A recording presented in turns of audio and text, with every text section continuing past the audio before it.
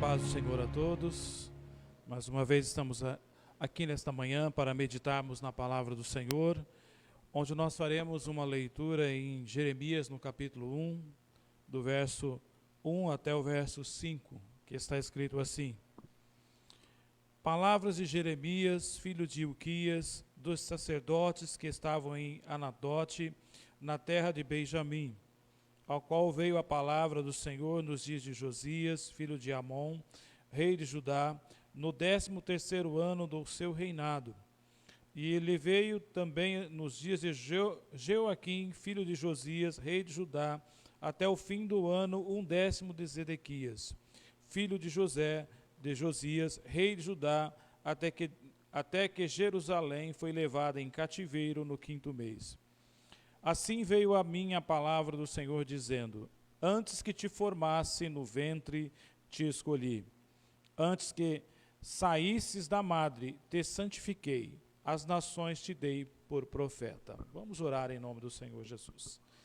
Maravilhoso Deus e Pai, estamos mais uma vez reunidos na Tua casa, com o objetivo, Senhor, de trazer a Tua palavra aos nossos ouvintes. Seja misericordioso para com cada um, seja misericordioso para comigo, usando-me, Senhor, conforme a Tua vontade, concedendo-me sabedoria e entendimento, para que da Tua palavra eu possa extrair aquilo que é essencial para o crescimento e desenvolvimento, Senhor, de cada um dos nossos irmãos. Nos abençoe, Senhor, derramando sobre cada um de nós, tanto a mim que estou aqui, quanto aqueles que estão em casa, o Teu Espírito Santo. Que a Tua bênção, Senhor, e a Tua presença esteja sobre nós, no nome de Jesus. Amém. Neste momento nós vamos falar não só de um homem, mas de um chamado. O tema da nossa mensagem, ele tem justamente o título de O Preço do Chamado. Às vezes nós achamos que somos chamados para determinados fins, achamos magnífico, nos sentimos até bem, mas quando nos é proposto nas entrelinhas aquilo que nós devemos fazer, aquilo que nós devemos passar, alguns de nós até começam a dar um passo para trás nesse chamado. O que nós vemos aqui no livro de Jeremias é o Deus Todo-Poderoso chamando uma criança para ser profeta.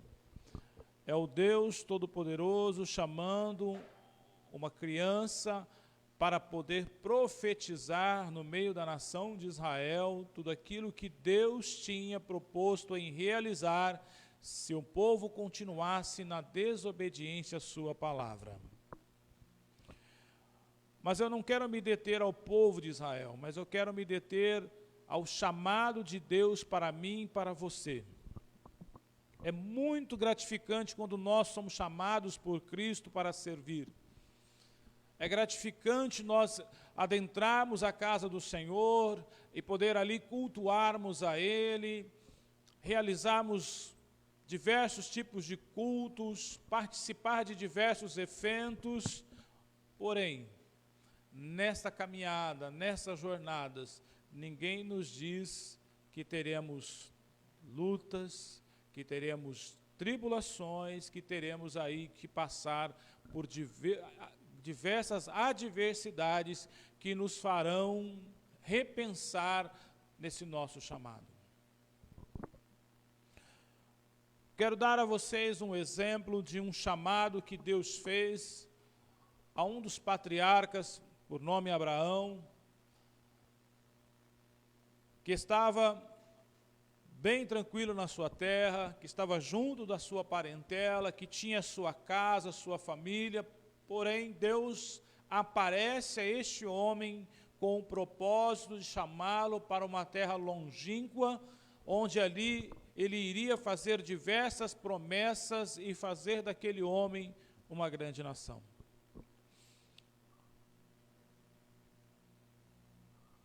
O que nós aprendemos com ele é que ele renunciou à sua terra, renunciou à sua parentela, renunciou ali à sua casa, deixou todos os seus amigos para trás, todos os seus familiares, para seguir uma promessa, para seguir um chamado de Deus para se tornar o rei, o pai de multidões e de nações.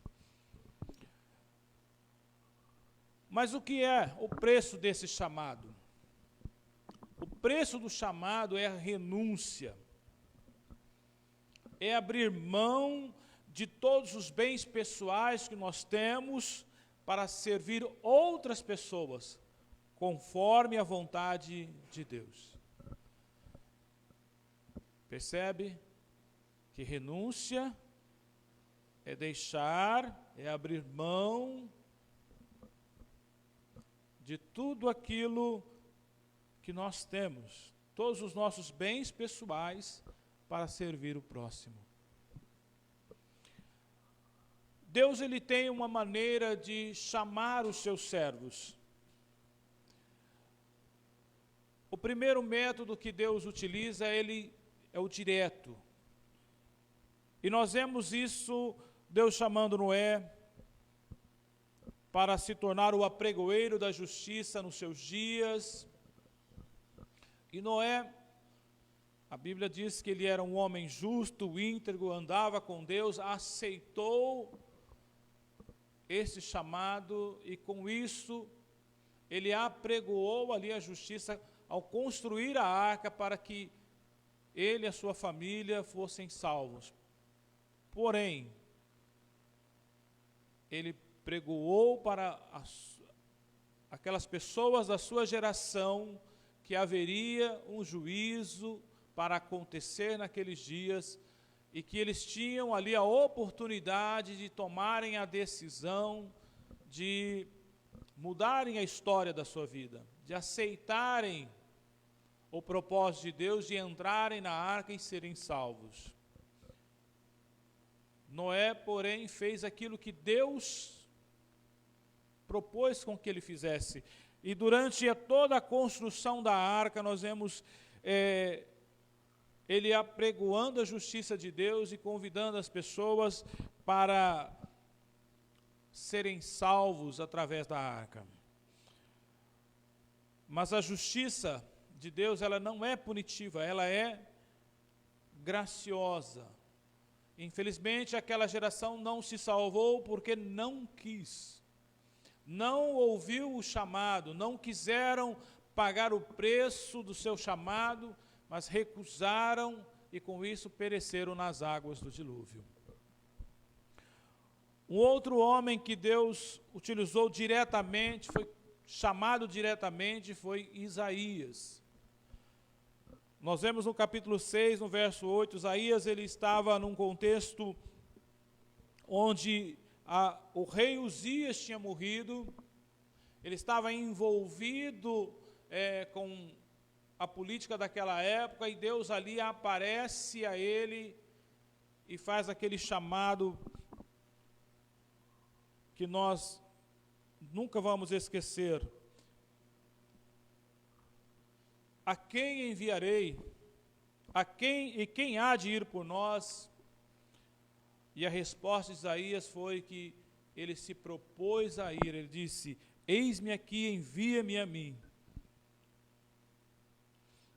O que nós aprendemos aqui com estes dois homens é que, independente daquilo que nós estamos vivenciando na nossa sociedade, aquilo que nós estamos vivenciando dentro do nosso lar, Deus tem um chamado para cada um de nós.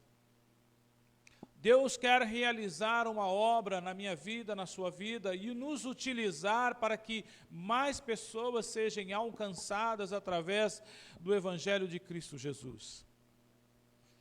Mas o que eu e você precisamos entender é que nesse chamado nós teremos muitos percalços, nós teremos muitas dificuldades, nós teremos aí que passar por limitações que nós temos, vencer obstáculos e poder aí ser realmente utilizado por Deus para que as pessoas sejam alcançadas.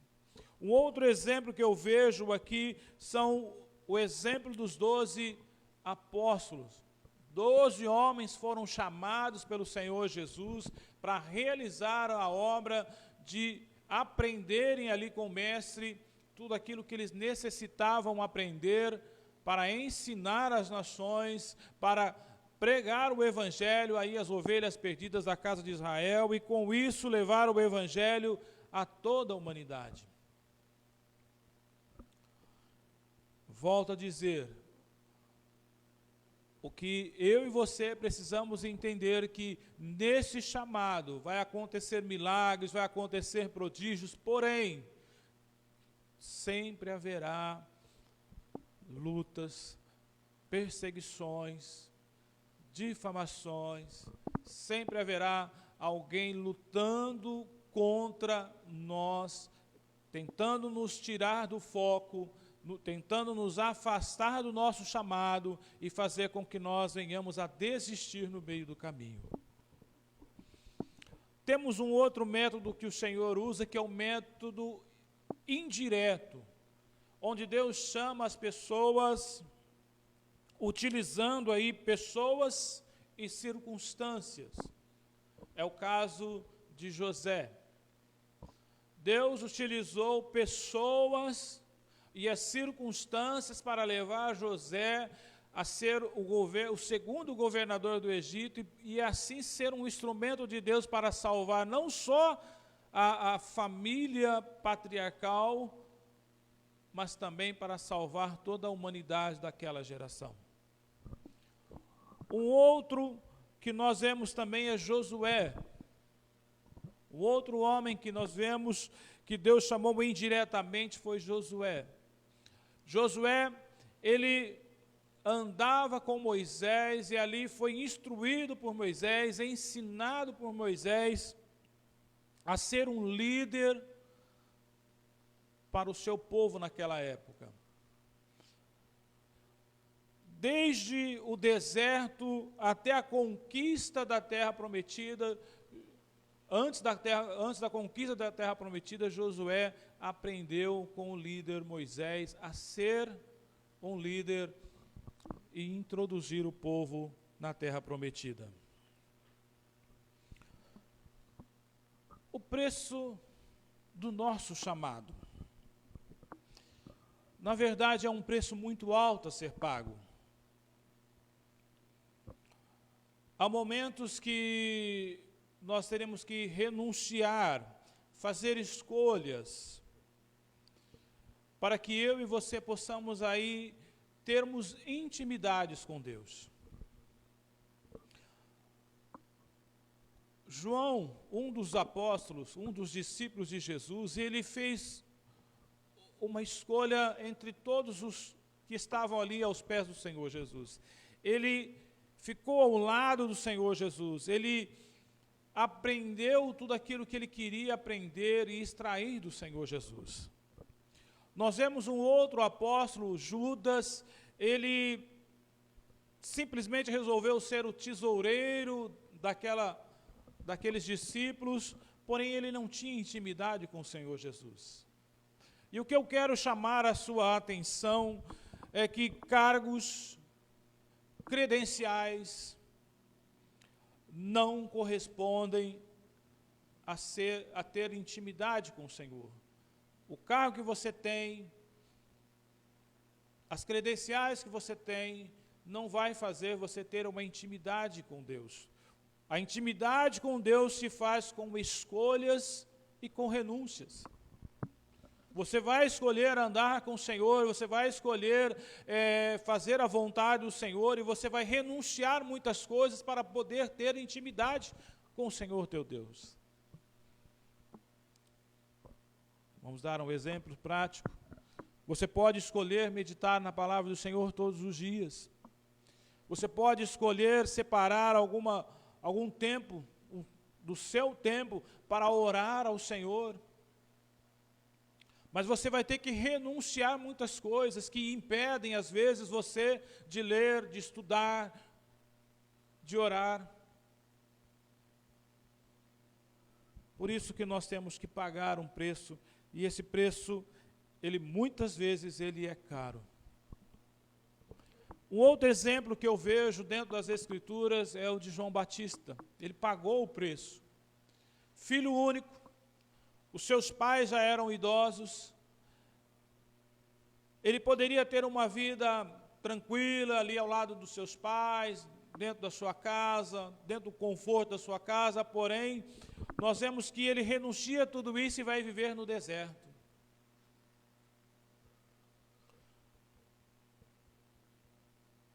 Quando nós renunciamos os nossos desejos, os nossos próprios desejos, para concretizar a vontade de Deus, receberemos suporte. Receberemos suporte para a nossa vida, porque é Deus que nos capacita, é Deus que nos chama, é Deus que nos envia. Quando Deus chama, Ele capacita. Quando Deus envia, Deus supre toda a necessidade ministerial e toda a necessidade que nós temos. Vamos olhar para o apóstolo Paulo. Quando ele saía em suas missões, com certeza eles levavam mantimento, com certeza eles levavam dinheiro, porém, não é como nos nossos dias que você pega um avião aqui no estado de São Paulo e daqui 2 horas você já está lá no Nordeste. Mas o apóstolo Paulo, ele simplesmente tinha que caminhar a pé, tinha que levar mantimento. Por isso que eles dependiam de Deus suprir as suas necessidades no meio do caminho, de Deus preparar alguém, um local para eles repousarem e ali depois de descansarem, continuar seguindo viagem. Ao chamar o indivíduo, Deus, Ele nos leva a entender que Ele nos escolheu e nos nomeou para nós darmos frutos. Conforme João 15, verso 16. O que eu e você precisamos entender que nesse chamado e nesse preço que nós temos que pagar, nós temos que também produzir frutos para o reino de Deus. Quando eu olho para as Escrituras, eu vejo a pessoa do Senhor Jesus, ele é um outro exemplo, um dos maiores exemplos de renúncia e de pagar o preço do seu chamado. Ele deixa o seu reino, ele deixa o seu trono, ele deixa a sua glória, vem habitar entre nós, é obediente até a morte de cruz.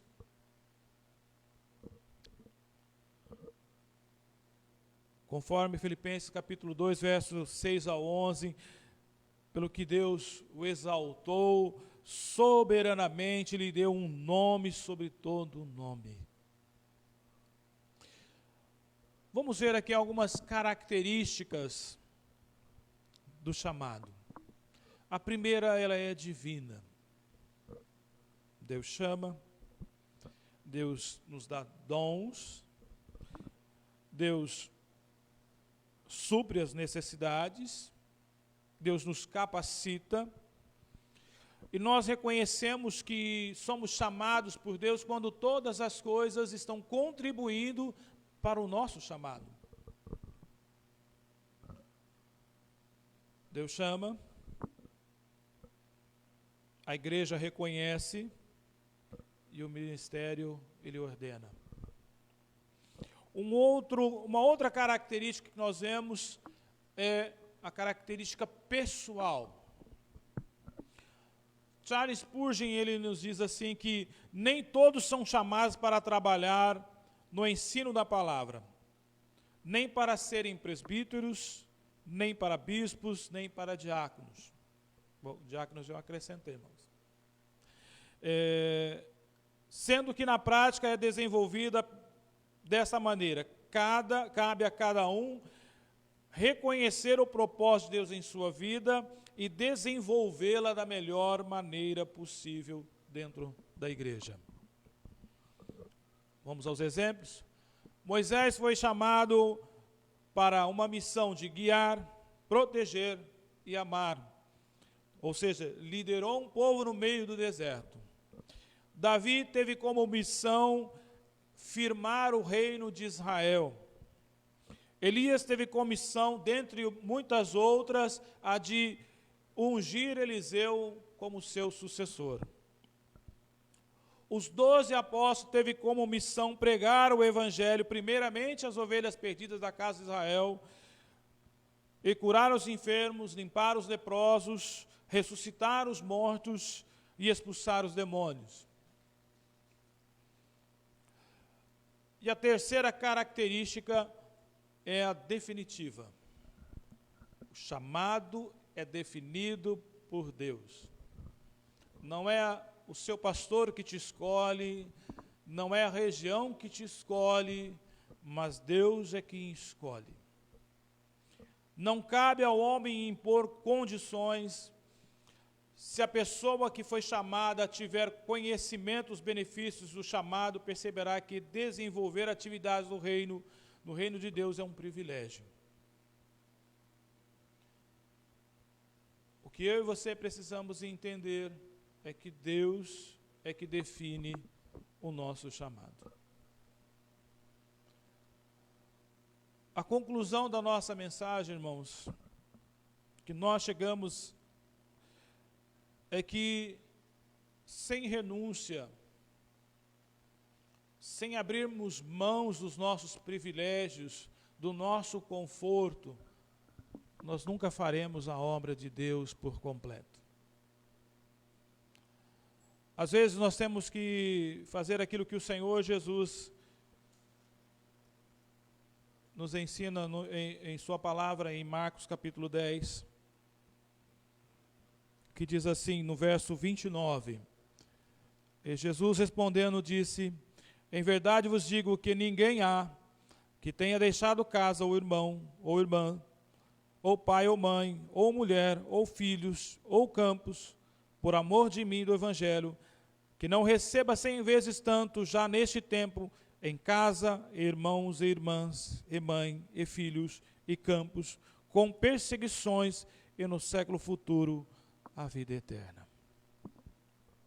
Não pense que esse chamado é fácil. Quando o Senhor nos chama, eu te aconselho a ler nas entrelinhas, porque ninguém vai dizer para você que você vai ser perseguido, que você vai ser aí escarnecido, mas eu já te aviso desde já, que tudo que os homens achar que devam fazer com você, eles vão fazer, vão te odiar, se possível até tirar a sua vida. Mas uma coisa é certa, uma vez chamado pelo Senhor, façamos com que esse chamado seja honrado, e Deus será glorificado na sua e na minha vida, e eu e você vamos ver a glória de Deus se manifestar com sinais e prodígios, para que o reino de Deus continue a se propagar. Amém? Não desista do seu chamado. Pague o preço. Renuncie. Faça a melhor escolha. Ainda que você seja rejeitado, ainda que as pessoas murmurem contra você, ainda que as pessoas digam que você não é apto, mas uma coisa é certa, se Deus te chamou, com certeza, Ele vai te capacitar, Ele vai suprir as suas necessidades, e o Espírito Santo de Deus vai te conduzir, como conduziu todos os apóstolos, até o último dia da vida de cada um deles. Que Deus te abençoe, e que você não desista do chamado. Amém.